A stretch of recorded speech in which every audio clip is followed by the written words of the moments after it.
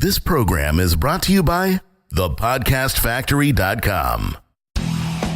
Ben Settle, super practical. I'm not telling people to have a mistress. I'm teaching you, learn the lesson from the people who have a mistress, because there's many business lessons that apply. Pious. There's a part in the book of Revelation where Jesus says, I want you either hot or cold. I'm spewing lukewarm churches out. And I think it's a good way to look at your list. Romantic to his very core. Once in a while, I'll give my girl a present, like a Snickers bar or something. And totes tender. If someone asks you to walk on eggshells, smash the eggshells and let the chips fall wherever they may. Adored by feminists everywhere. It takes a strong woman to admit when she's wrong. Not a judgmental bone in his entire body. I look at all the free information people give just on Facebook and I go, what a bunch of time hose. Has a PhD in armchair philosophy. In the land of dumbasses, the smartass is king. You'll never meet a more sensitive guy. If you really care about people, you shame the hell out of them. This is Ben Settle, the bensettle.com podcast. I want to tell a little bit of a story here, Jonathan, just to kind of set the mood for everything. All right. Not too long ago, right around my birthday, I got the greatest birthday gift I could have possibly been given by people who don't know, by someone who doesn't know me. What this person did is wrote me, and I reprinted it in my daily email at the time. It was beautiful. It was stunning.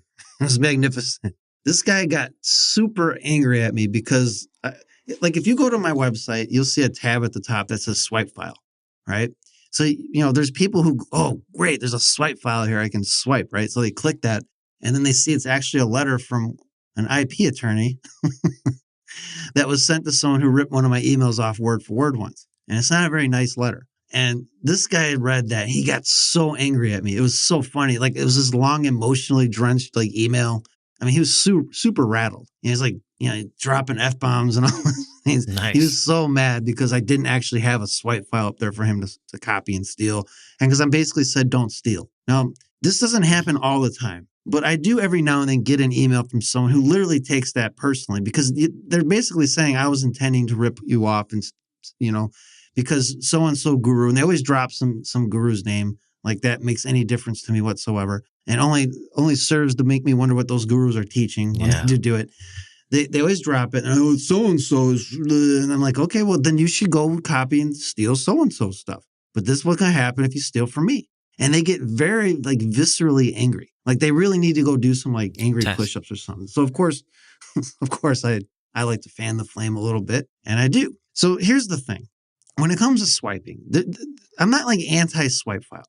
I'm not. I mean, you can learn a lot by reading great ads and writing them out in your own handwriting. I think it's idiocy to sit there and take people's copy word for word and Frankenstein an ad together. Well, I'll take this headline from there. And then I'll take that story from there and I'll just change it around for my stuff. And then I'll take those bullets and I'll just change all of it. So it's my, there's one thing to have a template, but there's another thing to do Frankensteining and it just looks dumb because there's no voice, there's no unifying voice behind it. Even if it's not technically illegal because they changed it just enough and all that, it's just hurting them.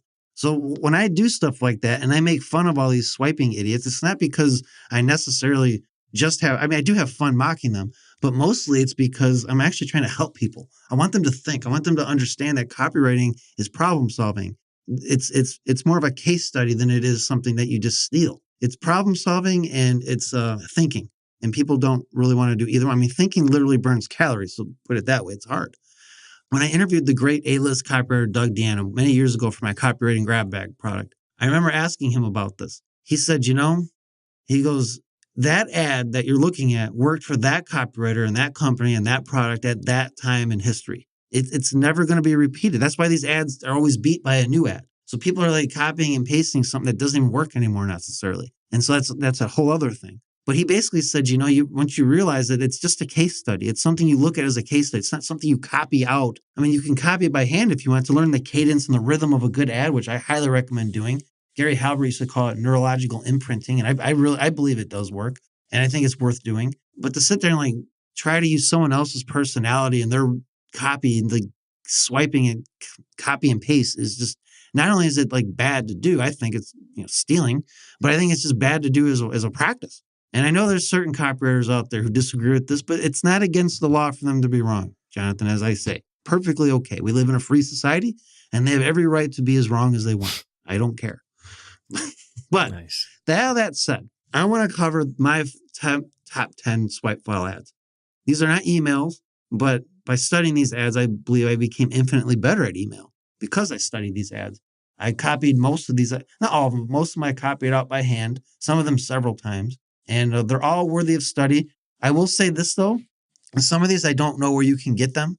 So, if your Google is broken, please, you can ask me, but I'm just going to ignore you. I'm just telling you right now, I'm not going to sit there and like dig these up for you. Some of them I have in my file and I don't know where they are online. And no, I'm not going to scan it just for you little snowflakes. Come on. Like, your guys are going to everyone's going to have to go find this. This is part of the process. It's literally going out there and finding these things. And some of these are easy to find. Some of them you're going to have to pay money to get access to, as far as I know. And so be it. And some you just may not be able to find. Whatever. I can just tell you that most of them you should be able to get. In some way, if nothing else, you have a network of copywriting friends, probably could find it. If not all of them. The first one, and this is interesting. When I first studied this letter, it was years before Donald Trump ran for president, right? This is like 2006 when I first saw it. And the late, great copywriter Scott Haynes wrote it for his Trump University, which, that was a big scandal or whatever. People said it was a scandal or trying to turn into anyone who hates Trump, the guy could literally do anything. They're going to hate him. It really doesn't matter. And they'll take everything and they'll twist things around. And it's kind of pathetic. I remember seeing Republicans do the same thing to like Bill Clinton and Obama. And it's like, you guys got to be intellectually honest about this stuff. None of these presidents are incompetent. They wouldn't be presidents if they were, but that's how they get painted by their enemies. Well, Trump is no different. Trump could literally cure AIDS and cancer in one day, and people would say, well, you're putting doctors out of work, Trump. I mean, that's how they look. It's pointless even arguing with them. It's pointless to defend him. I did a whole podcast saying why I didn't vote for Trump. And people still accuse me of being some Trump fanboy. It's stupid. I just learn from who I can learn from. And you get a daily education on this stuff. You just read his Twitter. Half the people sit there and think he's just being a child throwing a temper tantrum. I can tell you there's a lot more, I believe, more thought put behind these tweets than people think. Now, some of them don't make any sense to me. I'm the first to admit it. But some of them, it's like you can tell he's getting people to react. He's the villain. He's making people react to him. And that keeps him constantly on top of mind status. Anyone who's in marketing who doesn't understand that is basically a noob. They're either a newbie, an amateur, or they just hate the guy so much they refuse to believe he could do anything worth studying. So all that said, I do believe this Trump University sales letter is one of the best I've ever read. I would say it's probably my favorite of all the ones I'm going to go over here, actually. And there's many reasons why. But I think it's Scott Haynes' ability to really keep things very, very simple and just super simple, easy to read. To me, it was my favorite. I believe you can get it. If you can't there's people who have it. It's floating around out there. But one way I think you can get it and see it analyzed by somebody is Jason Henderson, I believe, has the rights now to Scott Haynes' Shortcut Copywriting Secrets product, because they're really good friends and everything. And I believe that he got the rights to it all. And I know that he was interviewing people for an updated version of that product. He was interviewing people because I was one of the people he interviewed. We each went over one of Scott's ads, and somebody was able to do the Trump University one. So not only is the ad most likely in that product, but I'm sure you'll get an analysis of it too, which is even better. So that's my first one, is Scott Haynes' Trump University sales letter. The next one, and this one even got props from the late Gene Schwartz, believe it or not, is Gary Halbert's Betty's Diet book ad. Great ad. Jonathan, I don't know if you've ever read this ad, but man, you read this thing and it's like, even if you're skinny and you're a man, you want to read it. You want to buy the product. It's that good. It's really good. Definitely worthy of writing out by hand. I think you can get this in Gary Halbert's Motherload product, if that's still for sale. I don't know if it is or not, or if you can find it somewhere. That's just like a bunch of his ads that were strung together, I guess, that he put together. The great Doberman Dan told me you got to be careful, though, with some of those ads, because he said that some of them were not winners at all, because he was actually working with Gary Halbert at the time. And I don't know which ones are in there that weren't big winners, but I still think they're worth studying because it's still his copy. And it probably had more to do with the market and the offer than his copy. And you can always learn by reading anything Gary Halbert wrote. So I don't know if you can find that Motherload anywhere, but if you can, have at it. But the Betty's Diet book print ad is one of my favorites too. Another one. Now, this is a short one.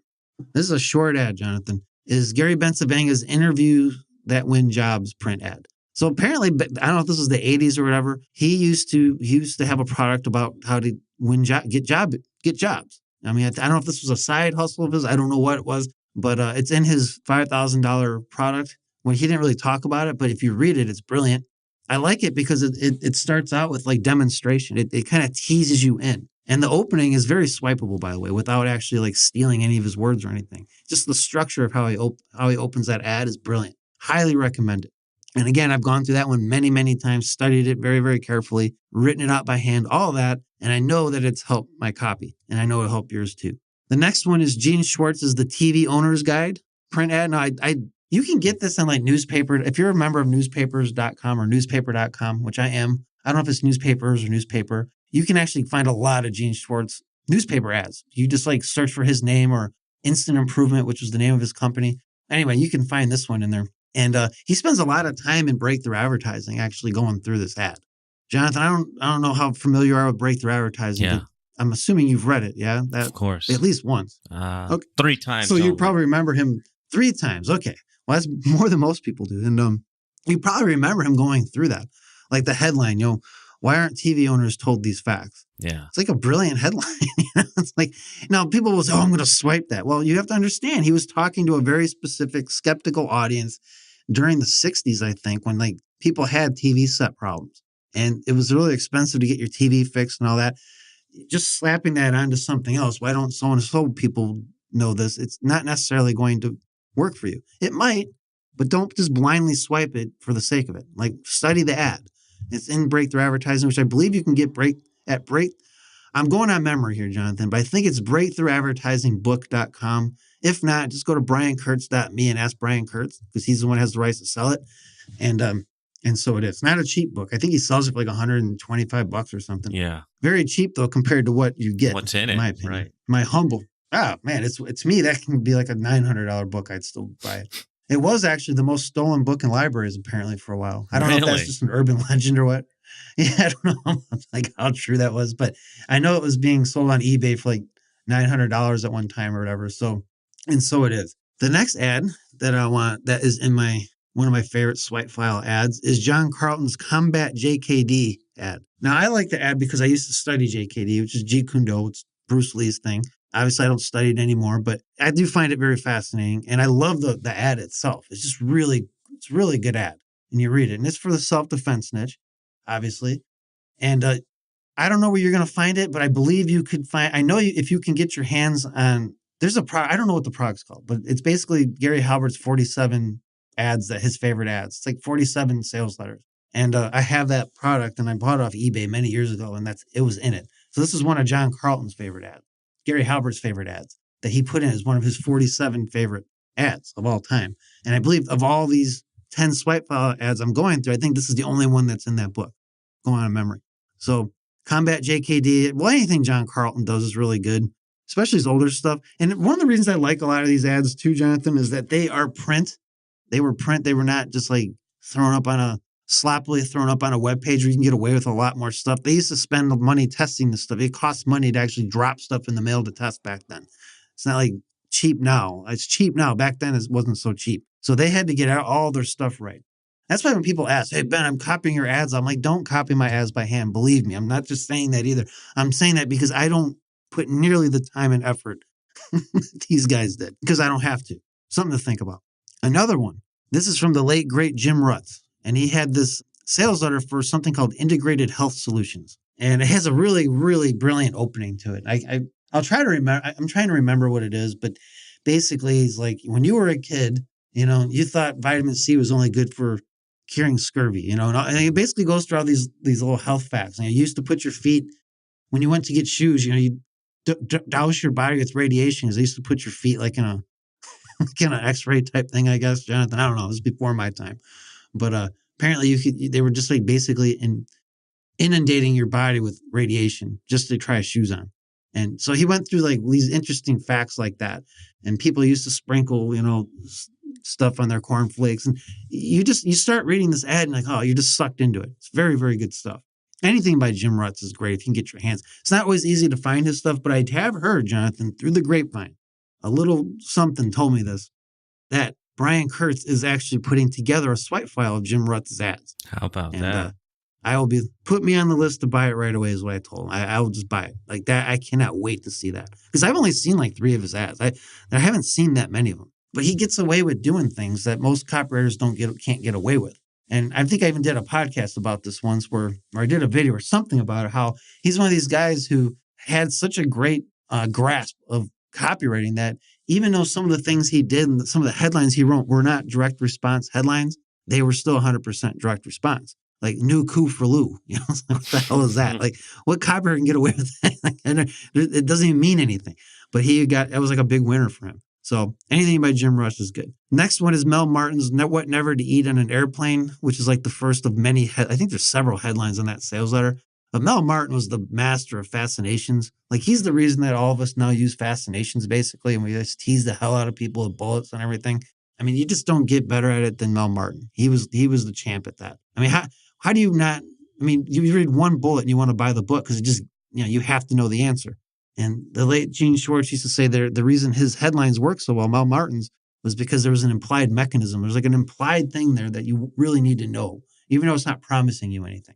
Very interesting. The next one, which actually is in Gary Halbert's, another one that's in Gary Halbert's thing, now that I think about his 47 favorite ads, is a sales letter for something called the Crime Connection, which is like a series of reports, basically, that I guess the story goes that he joint ventured with this with John, and that John Carlton actually wrote the sales letter for this.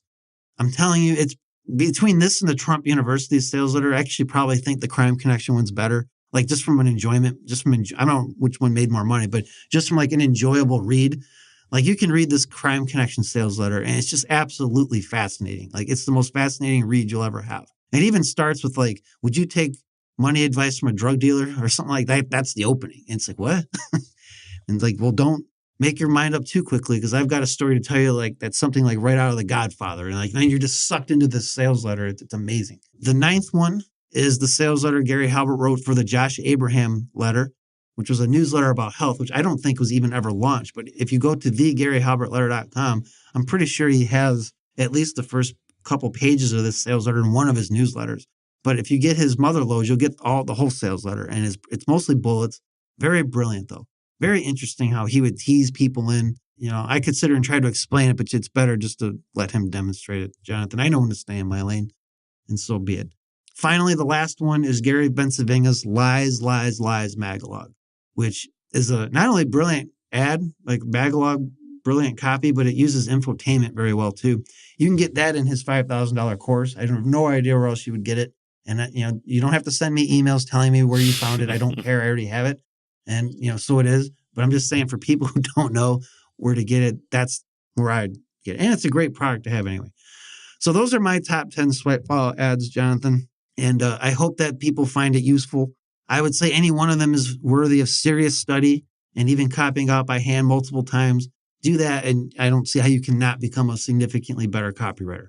So next week, I want to talk about not social media, but anti-social media and why I think it's more profitable. And that'll be next week. I'm looking forward to that. So another bensettle.com podcast is in the can. We will be back in your earbuds next time. Thank you for tuning in. You've been listening to the bensettle.com podcast.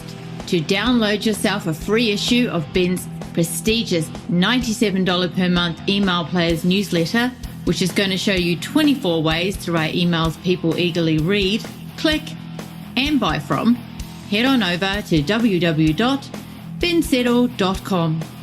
Off you go. You know it makes sense. This is the podcastfactory.com.